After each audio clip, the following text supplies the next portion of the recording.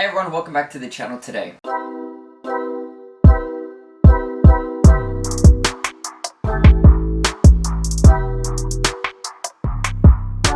Hey everyone, you know the name, it's your boy Jonathan Martinez, back at you with another Spider-Man review today. Today we're going to be taking another closer look into another Spider-Man film, which is Spider-Man Homecoming.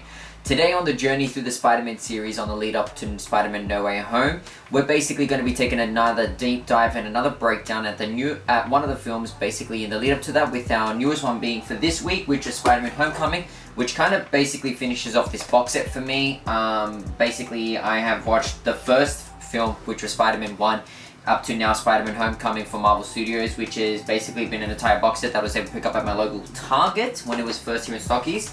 Or otherwise you're able to pick it up at your local JB Hi-Fi or any other retailer that does sell the box set. Anyway guys, getting down to the movie Spider-Man Homecoming. Now obviously, since it was a film by Marvel Studios themselves, this was one of my biggest all-time greatest Spider-Man films ever to come out for the series. I loved the Marvel Studios version for Spider-Man. I love Tom Holland as an actor. I love him as the way he's been able to portray Spider-Man. But of course, since I haven't been able to review for you guys Spider-Man Far From Home yet, I'm not going to give too much in depth of how Tom Holland is one of my favorite actors for Spider-Man, as I still have to basically finish off the entire series before I can give you a full breakdown on the three Spider-Man actors and basically be able to tell you out of the three which one is my favorite, which one portrayed the most uniqueness out of the three, and which one was able to really truly become Peter Parker in real life. Anyway guys, without that, in Spider-Man Homecoming, we basically are able to see a real true life teenager play Peter Parker. So Tom Holland was only the age of 18 or 19, playing a 14, 15-year-old kid in high school, which was amazing to see because we actually haven't had that before, as Andrew Garfield and Tobey Maguire were actually 20 to 22 years old when they first played Peter Parker in high school, which for Tom Holland has a baby face, which basically made it even more better, which was kind of perfect for the character Peter Parker. Apart from that, in this Spider-Man Homecoming film, we don't get the backstory of Uncle Ben dying again, which is a relief because we don't really need it again. We know the story, we know what happened, we know the past, and to see it basically a different side of, build up into the character Peter Parker was much more unique, much more different, which was amazing in my defense. Tom Holland playing Peter Parker basically shows us his life during high school, what it's kind of like, how it is, his day-to-day life, and we kind of get the story of straight after Captain America Civil War, where Peter Parker is now basically given a suit, his new suit, which is the red and blue one, where he's kind of like, he doesn't know what to do anymore. He's just kind of like, he knows he wants to be a friendly neighborhood Spider-Man, but he wants to be too much of Spider-Man, where he wants to really be the next Tony Stark, which in his defense, he doesn't know how to do that. He's just a kid. He doesn't really know what kind of, portrayals he can to become an adult and be more mature with all this responsibility on him, you know what I mean?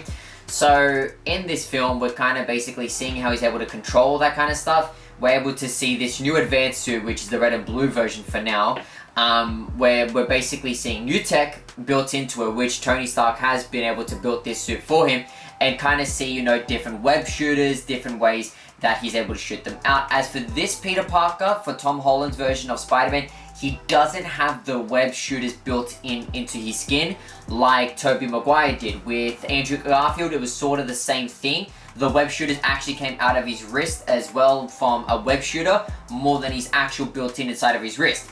So this advanced new technology is very unique to see, but with Tom Holland, more of, he's actually able to do different web shooters, like a web grenade, a long-distance web, a split web, many different webs, like a lot of them that you just can't name off the top of your head.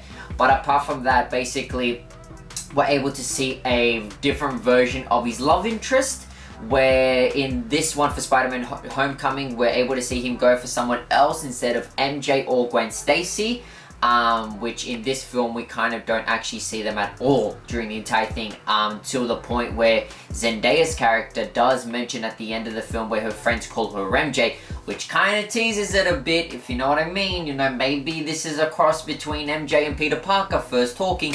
But anyway, I'm not going to get into too much detail with that. Obviously, the lead up into Spider-Man Far From Home will give us more of an in-depth story for that. But apart from that, this film was very great with its visuals. It did amazing for what they tried to portray for the film. I thought it was a very entertaining film. It has a lot of humor left, right, and center, but not the humor that you have to be forced to laugh with, the humor that actually you can enjoy. But yeah, look, any age can recommend to be watching this. It's not a age difference where you don't actually have to stop watching. It is rated M, but apart from that, it's just got mature violence. It's not too much of it. It's got a lot of action though, which is very cool to see. But apart from that, a bit of a theory that I'd like to be discussing with you guys, my Spider-Man theory. Look, I feel like my theory for this, for lead up into No Way Home, was that, I don't know, you guys can take this any way you want to. I hope you take this as in, you know, it's just a theory, it's not really true. Maybe it may be, but we'll see what happens. That the way Spider-Man 3 ended and the way Amazing Spider-Man 2 ended. So Spider-Man 3 with Tobey Maguire ended in Peter Parker and Mary Jane. Basically, they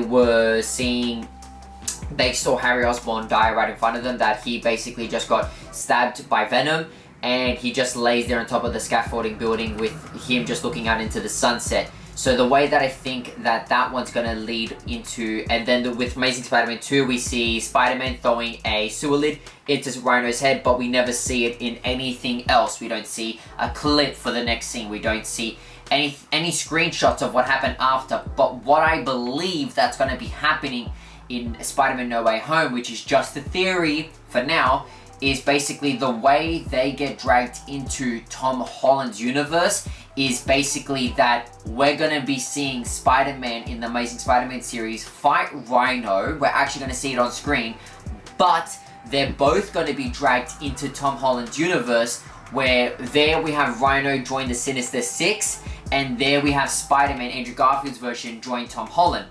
Where Tobey Maguire's version of Spider-Man is he's attended the funeral for Harry Osborn, and he's gone home that night now knowing he has nothing else in his way. He has Mary Jane, but he lost it all. He's lost everything in his life, where he's lost one of his best friends. So he goes home, cries himself to sleep, and then has a portal, and you know, that brings him out into Tom Holland's universe. And this is where we now see Tom Holland, Andrew Garfield, and Tobey Maguire all connect with each other in Spider-Man No Way Home. This is just a theory. I don't know. Maybe they didn't want to create a third Amazing Spider-Man. They didn't want to create a fourth Spider-Man because of this reason.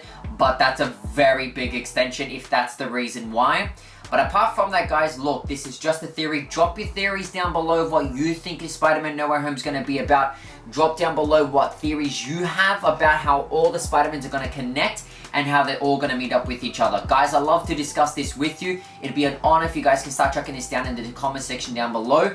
Apart from that, guys, look, it's been a true honor. We still continue this Spider-Man series. We haven't finished it just yet. Our next one is actually, if I'm not mistaken, Venom. Yes, our next film is Venom, so I'm still going to include Venom into this series. I have high hopes that Venom will one day meet Spider-Man, so he's still part of the Spider-Man universe, so I'm not going to let him go out of way, because as you guys have already heard, Morbius in his newest trailer has connected to Venom, Amazing Spider-Man, Tobey Maguire Spider-Man, and Tom Holland Spider-Man. So of course, if I have Venom included in this as well, it would only link it even more. So our next film we're going to be reviewing is Venom, and the one after that will be Spider-Man Into the Spider-Verse, and straight after that, our final film before Spider-Man No Way Home, which will be definitely Spider-Man Far From Home.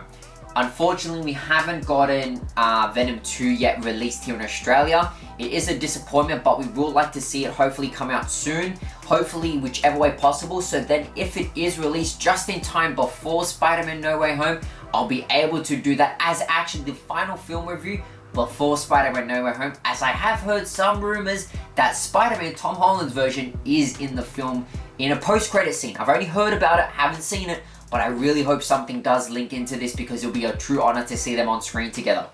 Anyway, guys, if you have any film reviews you'd like me to see, please pop it in the comment section down below. You know the drill, guys. Don't forget to like, subscribe, turn on the post notifications bell while you're at it. As per always, you're always able to get new content weekly and daily new to the channel. And if you guys are new to the channel, don't forget to hit that subscribe button, because guys, you will be getting content like this always. And if you have any trailers you'd like me to react to, please pop it in the comment section down below. If I haven't already reacted to it, it'd be a perfect time for you guys to comment that down below. As always, I respond to every single comment as well. No comment let's get unread or uncommented to. Thank you guys for always tuning in. You guys have been a big support into this series. I really appreciate all the love and support you guys have been able to give me. And you guys know the drill. As always, thanks for always being able to tune in today. I hope you have a great day tonight. Peace.